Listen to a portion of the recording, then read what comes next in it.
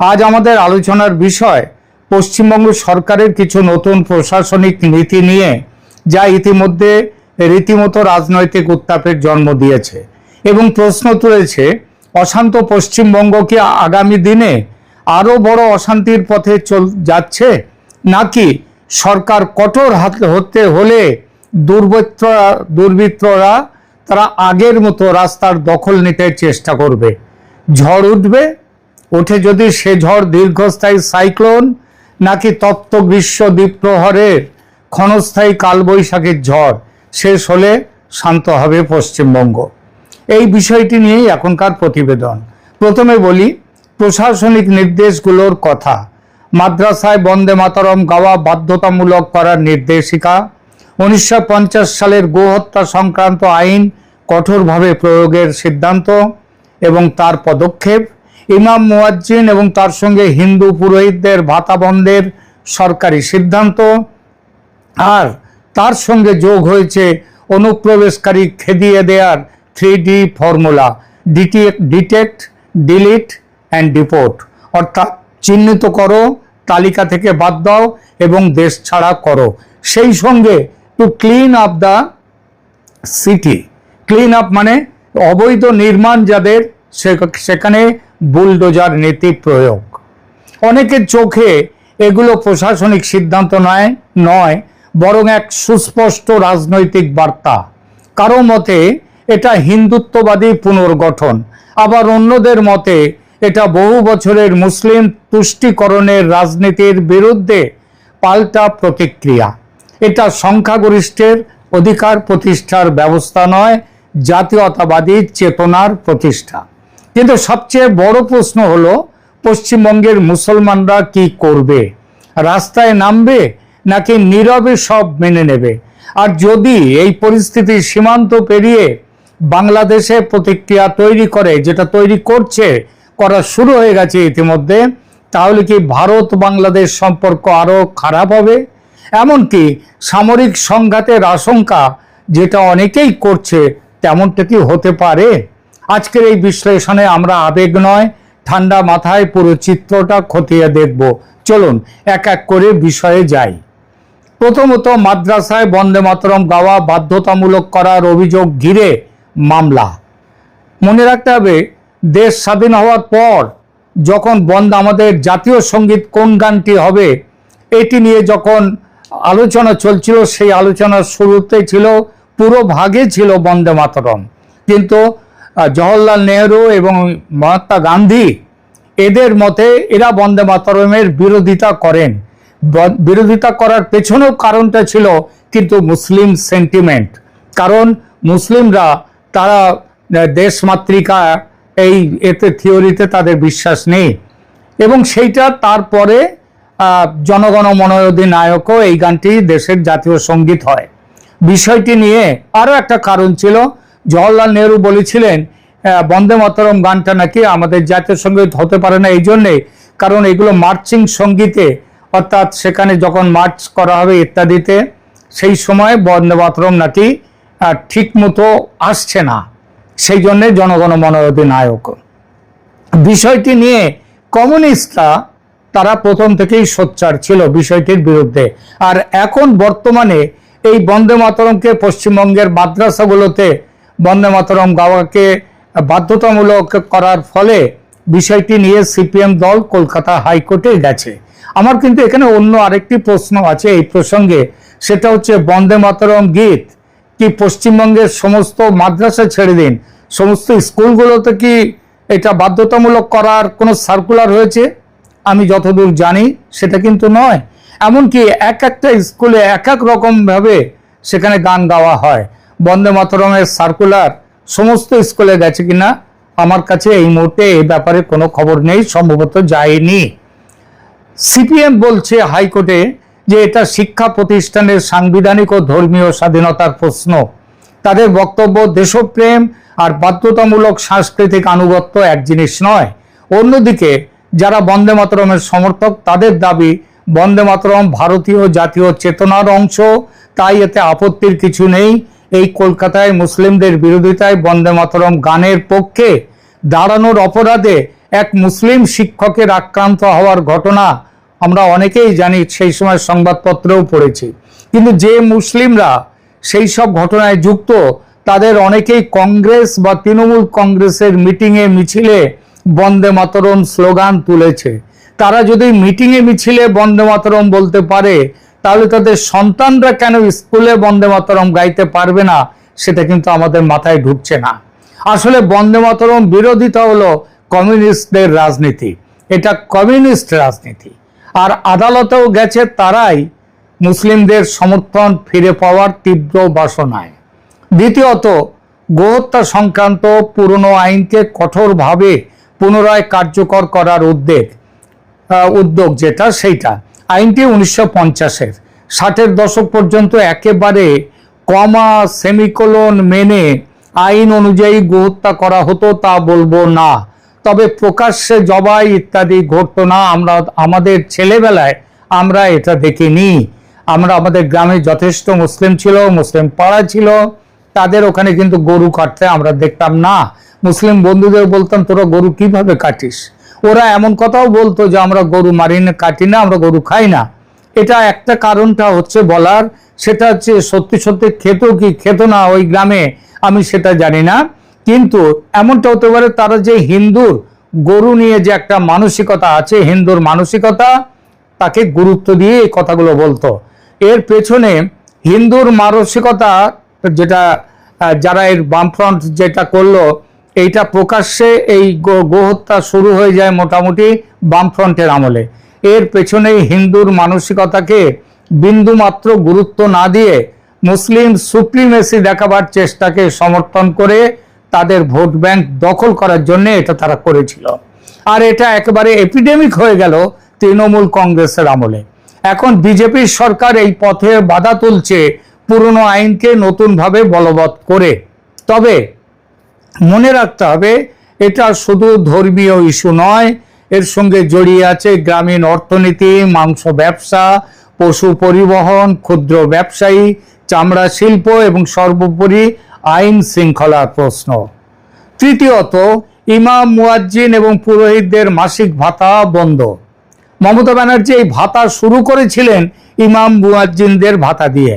তিনি জানতেন এদের সমর্থন পেলে মুসলিম জনতার সমর্থন পাওয়া যাবে, আর বাস্তবে তাই হয়েছিল। এরপর তিনি হিন্দু পুরোহিতদের অন্তর্ভুক্ত করেন অনেক বছর পরে। হিন্দুরা পুরোহিতের কথায় ভোট দেয় না, এটা জানতেন বলে প্রথমে গুরুত্বও দেননি, পরেও যে গুরুত্ব দিয়েছেন তা নয়, ওটা ধর্মনিরপেক্ষতার মোড়ক দিতে তিনি হিন্দু পুরোহিতদের নিলেন ভাতায়। তবে ওই নিতে হয় তাই। পুরোহিতদের ভাতা ইমামদের অর্ধেক, আর সংখ্যা যেখানে ইমাম 40,000, মুয়াজ্জিন 42,000, সেখানে পুরোহিত মাত্র 5,000। কি বুঝলেন? বিজেপি সরকার এই ধর্মীয় ভাতা তুলে দিয়েছে। এই সিদ্ধান্তের রাজনৈতিক পাঠ স্পষ্ট, কারণ শুধু মুসলিম ধর্মীয় কর্মীদের নয়, হিন্দু পুরোহিতদের ভাতাও বন্ধ হলে সরকার বলতেই পারে আমরা সমতা এনেছি, কোনো ধর্মকে আলাদা সুবিধা দিচ্ছি না। যদিও বিরোধীরা পাল্টা বলবে এটা সামাজিক সহায়তা কমানো আর একে নিরপেক্ষতার মোড়কে বিক্রি করা হচ্ছে। তবে বিরোধীদের এই বক্তব্য, বিশেষ করে কমিউনিস্টদের এই বক্তব্য স্ববিরোধিতায় ভরা। ধর্ম তাদের কাছে আফিং। তাহলে আফিংয়ের প্রচার যারা করে, মৌলভী, ইমাম, মুয়াজ্জিন, পুরোহিত, তাদের জন্য কেন ভাতা থাকবে? আফিংয়ের জন্য ভাতা। চতুর্থত, সবচেয়ে বিস্ফোরক ইস্যু, ভারতে বসবাসকারী বাংলাদেশি মুসলিম অনুপ্রবেশকারীদের বিরুদ্ধে 3D নীতি, ডিটেক্ট, ডিলিট অ্যান্ড ডিপোর্ট। এই স্লোগান নির্বাচনী রাজনীতিতে খুব কার্যকর, সেটা দেখা গেছে। কারণ এটি সরাসরি আমাদের ভারতীয়দের নিরাপত্তা, পরিচয়, নাগরিকত্ব এবং সীমান্ত রাজনীতির প্রশ্নকে একসঙ্গে টেনে আনে। কিন্তু এই ইস্যুটি এবার পশ্চিমবঙ্গের নির্বাচনে খুব কার্যকর ছিল। বিজেপির জয়ের পেছনের অন্যতম কারণ হিন্দু ভোটের মেরুকরণ। আর এই মেরুকরণে যে কারণগুলো সাহায্য করেছে তাদের অন্যতম হলো বিপুল সংখ্যক মুসলিম অনুপ্রবেশকারীর পশ্চিমবঙ্গে এসে থাকা এবং এখানে ভোটের সুবিধা গ্রহণ, SIR-এ যাদের নাম কিছু বাদ গেছে, আরও আছে কিছু জালের বাইরে থেকেছে, তাদের জন্য তাদেরকে পরবর্তী সময় ধরা হবে। শুধু পশ্চিমবঙ্গ নয়, সারা ভারতে এটা বিজেপির অন্যতম বড় ইস্যু। অফিসিয়ালি এই ইস্যু কার্যকর ছাড়া অন্য পথ নেই বিজেপির সামনে। এখন প্রশ্ন, এটা কি রাজ্য সরকারের হিন্দুত্ববাদী রূপান্তর নাকি রাজনৈতিক পুনর্সাম্য? এখানে মূল লড়াইটা শুধু প্রশাসনিক নয়, বয়ানের লড়াই। একটি পক্ষ বলছে পশ্চিমবঙ্গে দীর্ঘদিন ধরে সংখ্যালঘু তুষ্টিকরণের রাজনীতি চলেছে, ইমাম ভাতা, সংখ্যালঘু তোষণ, ভোট ব্যাংক নির্ভর বার্তা, এমনকি মুসলিমরা তাদের জন্য মাথায় হেলমেট না দিয়েই তারা মোটরসাইকেল চালাতে পারে। তারা দ্বিচক্র যানে তারা যাবে, মুসলিমদের জন্য কোনো হেলমেট লাগবে না। তারা নিয়ম ভাঙাতেও তাদের বিরুদ্ধে কোনো ব্যবস্থা নেওয়া চলবে না, এটা মমতা সরকারের নীতি ছিল। এসবের মাধ্যমে সংখ্যাগরিষ্ঠের মধ্যে এক ধরনের ক্ষোভ জমেছে। সেই ক্ষোভের রাজনৈতিক ফসল তুলতেই এখন একের পর এক পদক্ষেপ নেওয়া হচ্ছে। অন্য পক্ষ বলছে এই সংশোধন আসলে আদর্শগত প্রকল্প, অর্থাৎ রাষ্ট্রীয় নীতিকে এমনভাবে সাজানো হচ্ছে যাতে মুসলিম সমাজ ক্রমশ প্রতিরক্ষামূলক অবস্থায় চলে যায় আর সংখ্যাগরিষ্ঠ হিন্দু ভোটারদের কাছে এক দৃঢ় হিন্দু স্বার্থ রক্ষাকারী সরকারের ভাবমূর্তি তৈরি হয়। বাস্তবতা দুদিকেই আছে, এই দুই পক্ষের মাঝামাঝি আছে বাস্তবতা। এই ধরনের পদক্ষেপে দুটো কাজ একসঙ্গে হয়। এক, পুরনো সংখ্যালঘু কেন্দ্রিক রাজনীতির বিরুদ্ধে ক্ষুব্ধ ভোটারদের কাছে, বিশেষ করে সংখ্যাগুরু ভোটারদের কাছে এই বার্তা যায়, দেখুন আমরা বদল আনছি।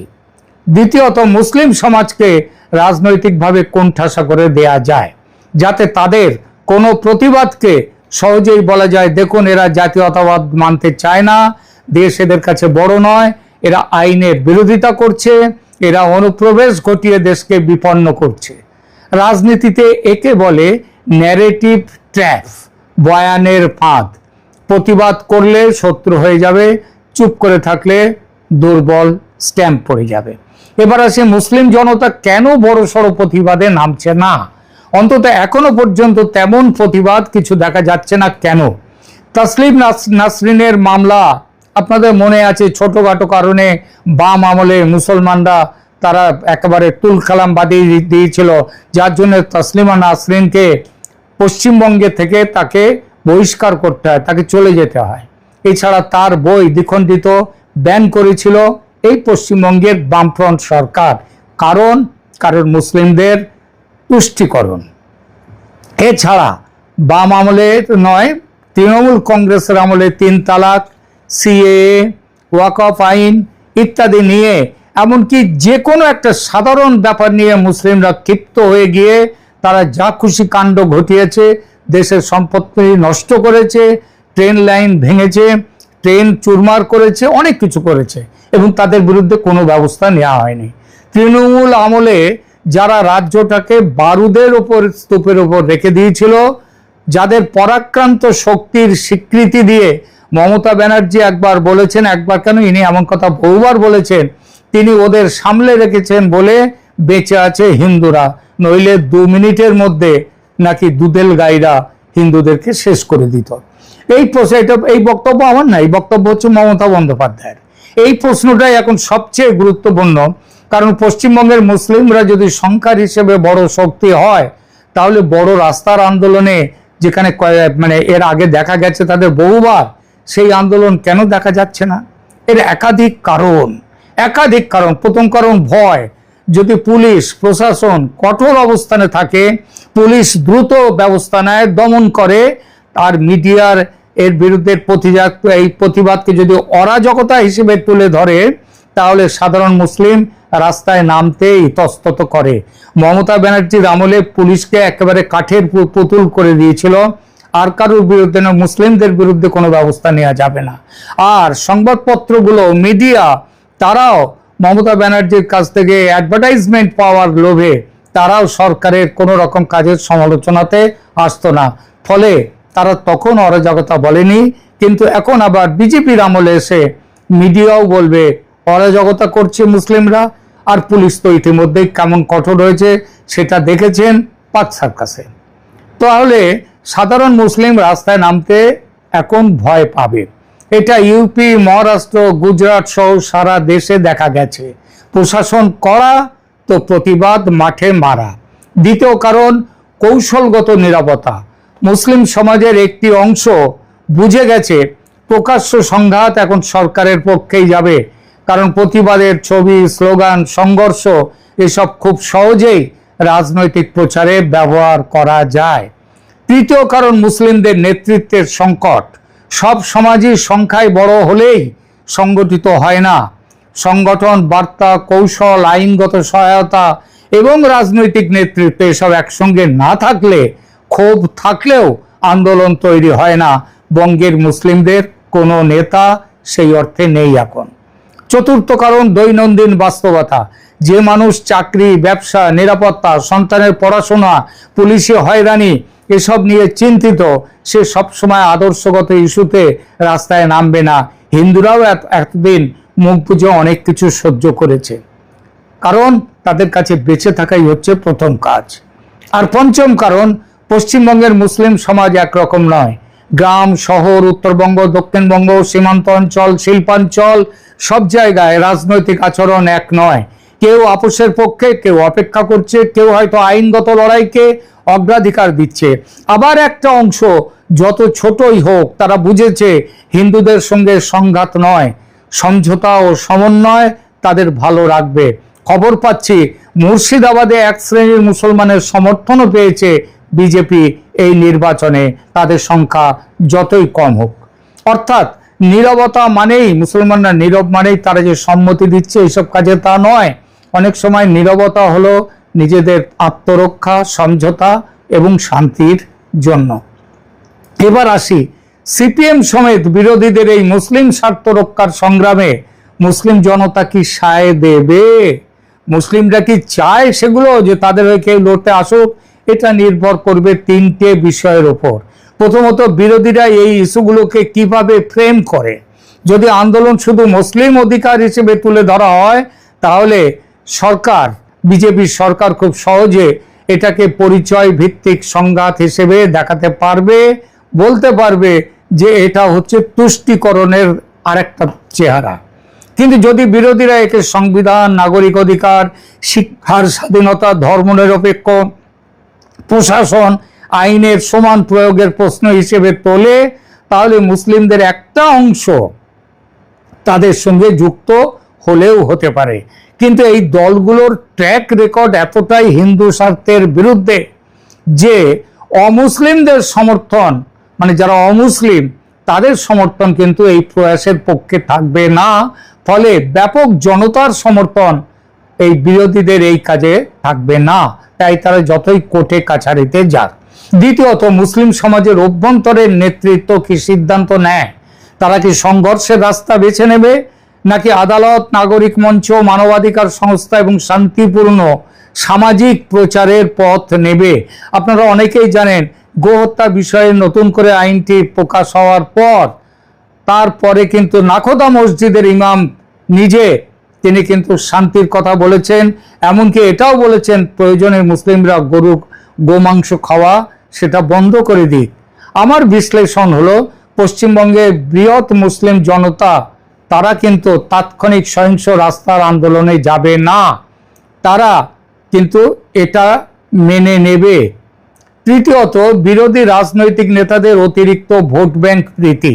এরা প্রাণের টানে বা আদর্শের টানে মুসলমানদের জন্য কিছু করে না, করে ভোটের টানে, কারণ তারা জানে মুসলিমদের ভোট ব্যাংক রয়েছে।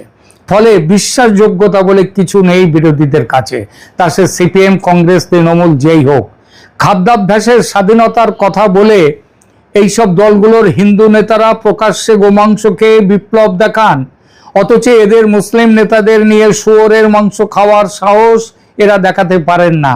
এদের এই তথাকথিত বৈপ্লবিক ফাজলামি হিন্দুদের কাছে ঘৃণার আর মুসলমানদের কাছেও একযোগে হাসির পাত্র করে তুলেছে। এবার আসি 3D অর্থাৎ অনুপ্রবেশকারীদের ডিটেক্ট, ডিলিট, ডিপোর্ট প্রসঙ্গে। এটা কি সফল হতে পারে? এখানে আবেগ নয় বাস্তবতার দৃষ্টি দিয়ে দেখুন। শুনতে খুব শক্তিশালী স্লোগান, কিন্তু বাস্তবে এটা কার্যকর করা অত্যন্ত কঠিন। যদিও খবর পাওয়া যাচ্ছে হাজারে হাজারে মুসলিম বাংলাদেশি অনুপ্রবেশকারী ডিটেনশনের ভয়ে চোরাগোপ্তা পথে নিজেরাই পালাচ্ছে ভারত ছেড়ে বাংলাদেশে। কিন্তু 2-2.5 কোটি মুসলিম ইনফিল্ট্রেটর এভাবে পালাবে না। তাদের কি হবে? ডিটেক্ট করা এতই সহজ না, কঠিন, ভীষণ কঠিন। কারণ কাকে অনুপ্রবেশকারী বলা হবে শুধু সন্দেহের ভিত্তিতে কাউকে শনাক্ত করা তো যায় না। অনুপ্রবেশকারীদের একাংশ Aadhaar card, voter card, PAN card, passport সব জোগাড় করে ফেলেছে, জমি জায়গা কিনেছে। তাদের একটা অংশ এসআইআর এর জাল এড়িয়ে গেছে, ছড়িয়ে পড়েছে সারা দেশে। তাদের কি করে চিহ্নিত করা যাবে? তাহলে এবার ডিলিট প্রসঙ্গে আসে। ভোটার তালিকা, রেশন কার্ড, সরকারি ডেটাবেস, স্থানীয় নথি এসব থেকে নাম বাদ দেয়া প্রশাসনিকভাবে খুব কঠিন কাজ। ভুল হলে প্রকৃত নাগরিকও ক্ষতিগ্রস্ত হতে পারেন। তার জন্যই অত্যন্ত সতর্কতা নিয়ে করতে হয়। আর সেই সতর্কতার ফলে আইনের একটা কথা আছে না, 100 জন দোষী ছাড়া পায় পাক, কিন্তু নির্দোষ যাতে সাজা না পায়। সেই 100 জন দোষী ছাড়া পাওয়ার ফর্মুলাতে অনেকে বেরিয়ে আসবে। এবার ডিপোর্ট কথাটা বলি। এখানেই সবচেয়ে বড় জট। কোনো ব্যক্তিকে অন্য দেশে ফেরত পাঠাতে হলে সেই দেশকে স্বীকার করতে হবে যে তিনি তাদের নাগরিক। আমাদের ভারত সরকার ইতিমধ্যেই দেখেছে গত 5 বছর হাসিনার আমল থেকে মাত্র 2,500 জনের মতো তাদের ইনফিল্ট্রেটারদের একটা লিস্ট পাঠানো হয়েছিল। বলা হয়েছিল তোমরা বলো এরা তোমাদের লোক, তারপরে তোমরা নিয়ে যাও। কিন্তু তার উত্তর 5 বছর ধরে আসেনি। তাহলে বোঝাই যাচ্ছে কি রকম। বাংলাদেশ যদি বলে না এরা আমাদের নাগরিক নয়, তাহলে ব্যাপক হারে ডিপোর্টেশন অসম্ভব হয়ে পড়বে। এই সমস্যা দেখে শুভেন্দু সরকার স্থির করেছে অনুপ্রবেশকারীদের ধরে কোর্টে পাঠানো হবে না, সোজা তুলে দেয়া হবে বিএসএফ এর হাতে। তারপর বিএসএফ তাদের পুশব্যাক করবে, বলে দেবে যেমন এসছে তেমন চলে যাও। অনেক পদ্ধতি তার আছে, বিএসএফ ইতিমধ্যে সেই পদ্ধতিতে কাজ করছে। আর সেই ভয়ে অনেক অনুপ্রবেশকারী যেমন চোরের মতো এসেছিল ভারতে, তেমন চোরের মতো নিজেদের দায়িত্বে আবার বাংলাদেশে পালাচ্ছে। তবে 2.5 কোটি মানুষ এভাবে ভারত ছাড়বে এটা বিশ্বাস করা কঠিন। অর্থাৎ 3D রাজনৈতিক স্লোগান হিসেবে খুব কার্যকর, কিন্তু প্রশাসনিক বাস্তবায়নে বহু বাধা আছে। তাহলে কি এটা পুরোপুরি ব্যর্থ? না, সেটাও বলা যাবে না। কারণ সম্পূর্ণ ডিপোর্টেশন সম্ভব না হলেও বেশ কিছু তো হচ্ছে ও হবে।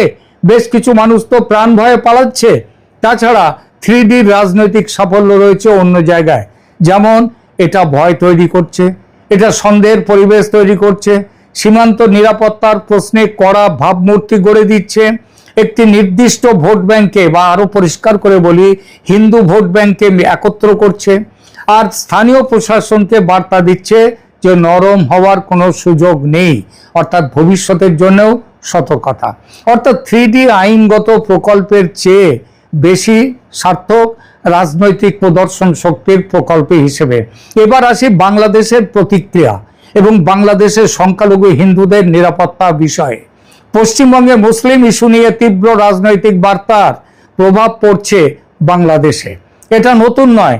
কাশ্মীরে সেই 60-এর দশকে হজরতবল মসজিদ থেকে হজরত মোহাম্মদের পবিত্র কেশ সাময়িকভাবে খোয়া গেলে তৎকালীন পূর্ব পাকিস্তানে হিন্দু নিধন যজ্ঞ শুরু হয়। অন্তত 50 লাখ হিন্দু ভারতে চলে আসে সেই সময়। এবারও শুরু হয়ে গেছে হিন্দুদের ভারতে চলে আসার পর্ব। নদিয়া সীমান্তে নদীর বাংলাদেশ পারে হাজার হাজার পরিবার জড়ো হয়েছে ভারতে আসার জন্য। বিএসএফ আটকে রেখে দিয়েছে। বাংলাদেশের ধর্মান্ধরা ইতিমধ্যে হিন্দু মেয়েদের তুলে নিয়ে যাওয়া শুরু করেছে আবার জোরে সোরে।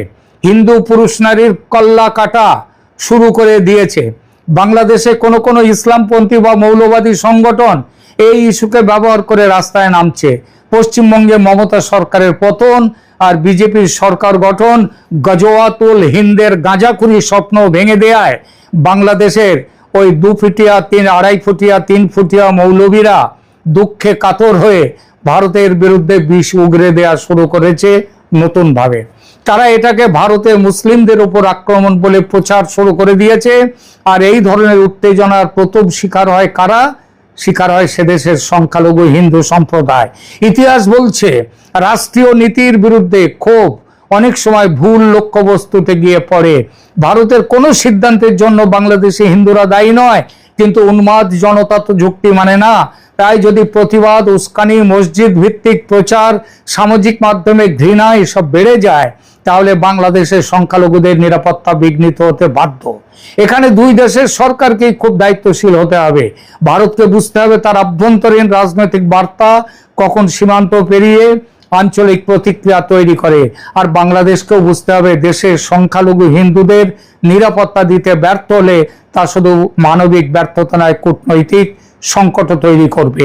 এর প্রতিক্রিয়ায় ভারত বাংলাদেশ সম্পর্ক কি সামরিক সংঘাতে যেতে পারে?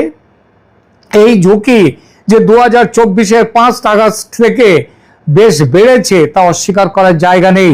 এর পরিণামে যেটা হতে পারে, সীমান্তে ছোট সংঘর্ষ বড় হবে, গুলি বিনিময় বা হতাহতের ঘটনা বাড়বে, সংখ্যালঘুদের ওপর হামলার প্রতিক্রিয়ায় ভারতের রাজনৈতিক চাপ বাড়বে, সোশ্যাল মিডিয়ার গুজব থেকে জনরোষ তৈরি হবে, জাতীয়তাবাদী রাজনীতি কূটনীতিকে ছাপিয়ে যাবে।